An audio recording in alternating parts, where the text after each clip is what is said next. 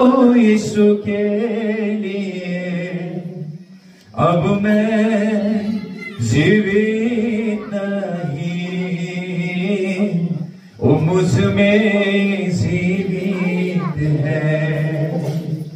यीशु मेरा अर्पण किया, सब कुछ मेरा अर्पण किया।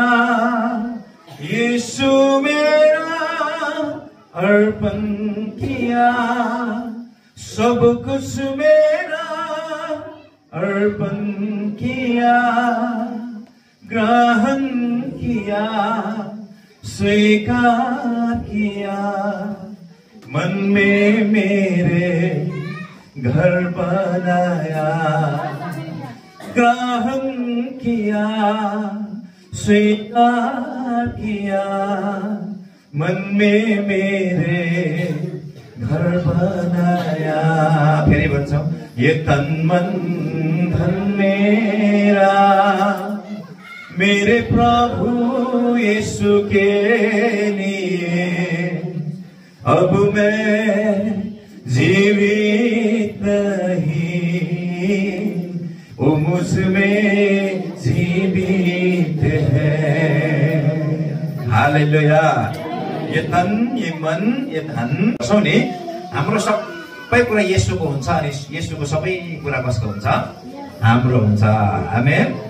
दुईजना व्यक्तिले विवाह गरिसकेपछि आफ्नो आफ्नो हुन्छ कि दुईजनाकै हुन्छ? त्यो भन्नुहोस् त। दुईजनाकै हो भने बाइबलले भन्छ तिमीहरूलाई प्रभु यीशु ख्रीष्टसँग पवित्र मगनी गरिदिए। भन्नुको मतलब चाहिँ हामी प्रभु यीशु ख्रीष्टसँग हाम्रो सम्बन्ध चाहिँ कस्तो भने एउटा श्रीमान र श्रीमती, यो चाहिँ प्रेमको सम्बन्धको कुरा गर्दै चाहिँ एक हुने सम्बन्ध हो। किनभने हामी उहाँको शरीरमा गाभिएका छौँ। आमेन। हामी उहाँको शरीरको के हौ? अङ्ग हौ। मेरो इनालाई अझै गहिरो बनाइदेऊ, अभिषेकले यीशु मलाई भिजाइदे। फेरि भन्छौँ, मेरो इनालाई अझै गहिरो बनाइदेऊ, अभिषेकले यीशु मलाई भिजाइदे। गहिरोले गहिरोलाई बोलाउँछ, तृष्णा चाहिँ बढाउँछ। गहिरोले गहिरोलाई बोलाउँछ, तृष्णा चाहिँ बढाउँछ। लानुहोस् येशू मलाई, कहिले नफर्कने गरी जित्नुहोस् येशू मलाई, तपाईकै हुने गरी। मेरो इनालाई अझै गहिरो बनाइदे, अभिषेकले यीशु मलाई भिजाइदे। जहाँ भेटिन्छ इनार पुरानो, पीडाको साटो आनन्दको। जहाँ पुरानो इनार भेटिन्छ त्यहाँ के हुन्छ अरे? पीडाको साथमा के को तेल हुन्छ अरे? आनन्दको। हालेलुया, हालेलुया। कतिखेर त्यो हुन्छ भन्छ जब मेरो इनार गहिरो रूपमा त्यति बेसी तपाईले खुन्न दिनुहुन्छ परमेश्वरलाई, त्यति बेसी त्यहाँबाट नदी बगी निस्किन्छ। आमेन। त्यहाँबाट के बगी निस्किन्छ अरे? नदी बगी निस्किन्छ। त्यहाँबाट जीवन बगी निस्किन्छ। त्यहाँबाट आनन्द बगी निस्किन्छ। हालेलुया। म तपाईलाई उत्साह दिन चाहन्छु। तपाईँ चाहिँ मान्छे नि माथि माथिको हुनु हुँदैन। तपाईँ र म गहिरो मान्छे हुनुपर्छ। आमेन भन्छ। तपाईँ र मेरो क्रिस्टलाई प्रेम गर्ने कुरा गहिरो हुनुपर्छ। क्रिस्ट प्रतिको समझ गहिरो हुनुपर्छ। क्रिस्ट प्रतिको विश्वास गहिरो हुनुपर्छ। क्रिस्ट प्रतिको भक्ति गहिरो हुनुपर्छ। क्रिस्ट प्रतिको सम्बन्ध गहिरो हुनुपर्छ। आमेन। जति बेसी तपाईँ गहिरो सम्बन्धभित्र पस्दै जानुहुन्छ त्यति बेसी तपाईँ गहिरो व्यक्ति बन्दै जानुहुन्छ। गहिरो व्यक्ति माथि माथिको व्यक्ति होइन। हामी भन्नुहोस् त, म बोक्रे क्रिस्चियन होइन भन्नुहोस् त। म बोक्रे क्रिस्चियन होइन। म बोक्रे क्रिस्चियन होइन। म गहिरो क्रिस्चियन हो। त्यसैले मेरो इनार गहिरो छ। गहिरो छ। हालेलुया। तपाईँलाई एकदमै मैले किन यो उत्साह राखेको छु भने हामीले संगतिको विषयमा सुनिराखेका छौँ है। सबैभन्दा पहिला मानिस बीचको संगतिको विषय मैले तपाईँलाई हिजोबाट भनिराखेको थिएँ। यो अपरिहार्य छ, यो शक्तिशाली छ। यो चाहिँ आत्मिक जीवनको यात्राको बुनियाद जस्तै हो ईश्वरीय संगति, ईश्वरीय मानिसहरूसँगको संगति। यो बिना हामीले ईश्वरीय जीवनको जग हाल्न सक्दैनौँ। त्यही कारणले गर्दा सुरुको मण्डलीमा जग बसाउने कुरामा, शिक्षामा जग बसाए, संगतिमा जग बसाए, आमेन। अनि रोटी भाँच्ने कुरामा जग बसाए, प्रार्थनामा जग बसाए। यो चारवटा पिलर छैन भने, पिलर गहिरो रूपमा बसालिएको छैन भने एउटा क्रिस्चियन जीवन के हुन सक्दैन? दरिलो क्रिस्चियन जीवन हुन सक्दैन। गहिरो क्रिस्चियन जीवन हुन सक्दैन। त्यसले गर्दाखेरि शिक्षाको गहिराई तपाईँले बुझ्नु जरुरी छ। संगतिको गहिराई बुझ्नु जरुरी छ। रोटी भाँच्ने कुराको त्यसको गहिराईलाई बुझ्नु जरुरी छ। प्रार्थनाको गहिराईलाई बुझ्नु तपाईँ र मेरो जीवनमा एकदमै जरुरी छ। यो चारवटा कुरा चाहिँ तपाईँ र मेरो जीवनको, क्रिस्चियन जीवनको बुनियाद हो, जग हो। यो बिना हामी क्रिस्चियन जीवन बसाउन सक्दैनौँ। बुझ्दै हुनुहुन्छ? क्रिस्चियन जीवनको जग कतिवटा कुरामा बनिएको हुन्छ अरे? चारवटा कुरामा बनिएको हुन्छ। तपाईँ र मेरो शिक्षा के हुनु पर्यो? गहिरो हुनु पर्यो। त्यही कारणले गर्दाखेरि वचनमा तल भन्छ नि होइन? वचनमा तल, वचनमा तल, आत्मामा माथि, हामी आत्मामा सबैले वचनमा तल, आत्मामा माथि उड्ने पुस्ता हौ, हामी आत्मामा उड्ने पुस्ता हौ। हालेलुया। तपाईँले मेरो जरा कहाँ गाडेको हुनुपर्छ अरे? वचनमा। एकदमै वचनमा जरा गाडेको, फेरि जरा गाडेको हुने होइन, आत्मामा उड्नु पनि सिक्नु पर्यो। फेरि आत्मामा उडेकै पनि हुने होइन, फेरि के पनि हुने भयो? वचनमा तर जरा पनि गाड्नु सिक्नु पर्यो। किनभने हेलिकप्टर प्लेन उडिसकेपछि ल्यान्डिङ गर्ने ठाउँ चाहिन्छ कि चाहिँदैन? ल्यान्डिङ गर्ने उड्ने ठाउँ पनि चाहिन्छ कि चाहिँदैन? उड्ने ठाउँ पनि वचन हो, ल्यान्डिङ गर्ने ठाउँ पनि के हो भन्नुहोस् त?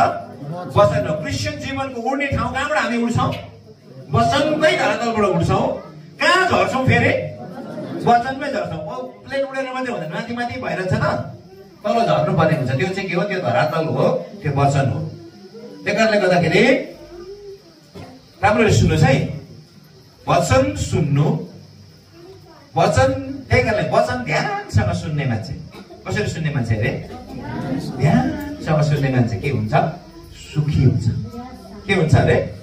त्यसले सुख खोजिरहनु पर्दैन, त्यही वचनले सुख दिएर दिइहाल्छ। क्रिस्चियनले दुःख पाएकै वचन ध्यानसँग नसुनेर होइन? यो भएन, त्यो भएन, इधर कुछ खताए उधर महँगै होता है हुन्छ नि धेरैजनाको जिन्दगी होइन? कतिवटा जिन्दगी देख्नु भएको छ? इधर कुछ खताए उधर महँगै होता है भएको देख्नु भएको छ? के सिलाउनु एकाले भन्छ एउटा तलमा यति साह्रो बन्दुकले हान्छु, यति साह्रो तेरो जीवनमा छेद बनाइदिन्छु, तैँले कहाँबाट सास निकाल्नु, कहाँबाट फेर्ने होइन, लिनु कहाँबाट निकाल्नु, मैले कन्फ्युज होला भनेको जस्तै। कतिजनाको जिन्दगी चाहिँ के छ? जिन्दगी यति साह्रो बिग्रेको हुन्छ, यति साह्रो भत्ताभुङ्गै भएको हुन्छ, हेर्दै गर्दाखेरि सबै कुरा देख्छ। टालाक टिलिक जिन्दगी। कस्तो जिन्दगी अरे? कति दामी जिन्दगी, टालाक टिलिक, सुनै भरेको छ, तोरीबार जतिकै होइन, पहेँलाई भएको छ र पनि बिर छ। इधर कुछ कताए उधर महँगै होताए भइराखेको छ। धेरैजना मान्छेहरू देखेको छु मैले। कतिजना मान्छेहरू सुनको पीडाभित्र हुन्छ। कहाँ हुन्छ अरे? धन सम्पत्ति हुन्छ उनीहरूसँग, तर त्यहाँ के हुँदैन? शान्ति हुँदैन, आनन्द हुँदैन। जुन सुख हुन्छ नि, यहोवाको अपने सुखका मूल जा, वो तेरी चाहत को पूरी करेगा, तेरे सुख का कारण वो, मेरे सुख का कारण वो। तपाईको सुखको कारण पनि उहाँ हुनुहुन्छ, मेरो सुखको कारण पनि उहाँ हुनुहुन्छ। कतिखेर उहाँ बन्नुहुन्छ? जतिखेर तपाईले वचनलाई ध्यानसँग सुन्नुहुन्छ। आमेन भन्नु ल। वचनलाई कसरी सुन्नुहुन्छ अरे? ध्यानसँग सुन्नुहुन्छ, ध्यानसँग सुन्नुहुन्छ। जब तपाईले वचनलाई ध्यान दिनुहुन्छ, दिन रात वचनलाई मनन गर्नुहुन्छ, त्यो त खोलाको किनारमा रोपेको के जस्तो हुन्छ अरे? बोट जस्तो हुन्छ। त्यसको पात कहिले ओइलाउँदैन, त्यसले आफ्नो ऋतुमा फल, त्यसले जे गर्छ त्यसमा त्यो। त्यसो भनेदेखि बुद्धि, यदि क्रिस्चियन भएर पनि नि फेल खायो भने नि त्यो कस्तो मान्छे हो भने नि, के भन्छ, खोलाको किनारमा घर बनाएर तिर्खाले मरेको मान्छे जस्तो। कस्तो अरे भन्छ? खोलाको किनारमा घर छ, मरे, हेर्दाखेरि कसरी मर्यो? तिर्खाले मरे। अनाजको व्यापार गरिराखेको त भोकले मरे। कसरी मर्यो अरे? भोकले मरे। लुगा व्यापार गरेर जाडोले मरे। कसरी मरे? जाडो भएर ठहराइ भयो।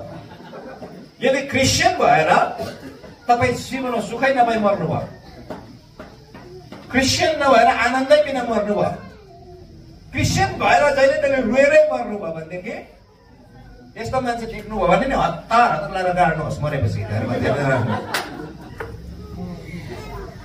काम बिगार्ने मान्छेहरू। बाइक किनिसकेपछि कुदाउनु जानु परेको परेन भन्नु छ होइन? घरि बललाई हान्दिएको छ, घरि भित्तामा ठोकाएको छ, घरि बिलबाट उडाएको छ भनेपछि के फाइदा भयो? बाइकको केही फाइदा भयो? अनि कतिजनाको क्रिस्चियन जीवन पनि कुदाउनु नजानेले किनेको बाइक जस्तै भएको छ। किन त्यसो भयो भन्दाखेरि चाहिँ वचन ध्यान छैन। वचनमा के छैन अरे? ध्यान छैन। वचनमा ध्यान दिनु जरुरी हुन्छ। टिभी हेर्दाखेरि घन्टौँ बितेको थाहा हुँदैन, मोबाइल हेर्दा घन्टौँ बितेको थाहा हुँदैन। वचन सुन्नु थालेपछि 45 मिनट नागेको छैन, अघि के चिलाउँछ त्यो घरि यता हुनु भने घरि यस्तो पुरै शरीर चिलाउँछ, के हुन्छ कसो हुन्छ, त्यतिखेर पिसाब आउँछ, बाहिर गएर पिसाब झरेको भन्दा के र पनि बाहिर जानु मन लाग्छ। अनि किन मैले दुःख पाएँ? प्रभु छैन होला भन्दै गरेको हुन्छ। फेरि जता दुमाउनुखेर ठाउँ हुँदैन त्यसलाई। बाइबल भन्छ उहाँले आफ्नो वचन पठाएर निको पार्छ। अनि वचन पठाएर मलाई सुत्यो अनि जहिले जहाँ सँगैको प्रार्थना गरेर पनि सबै विश्वासी हो। नदुखेर ठाउँै हुँदैन। आमामा आन्द्राको टुप्पो दुखेर फेन्सो दुखेर पिस दुखेर अरे परेला दुखेर आइरहेको छ।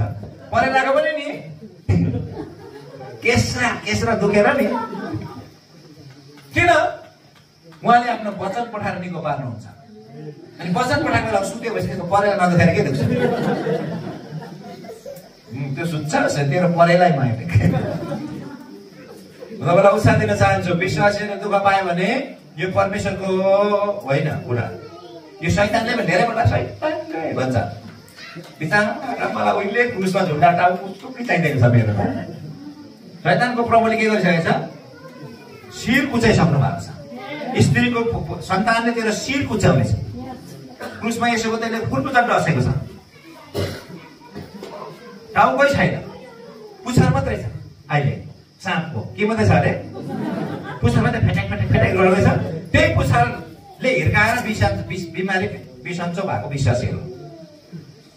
किन भन्दाखेरि वचन छैन।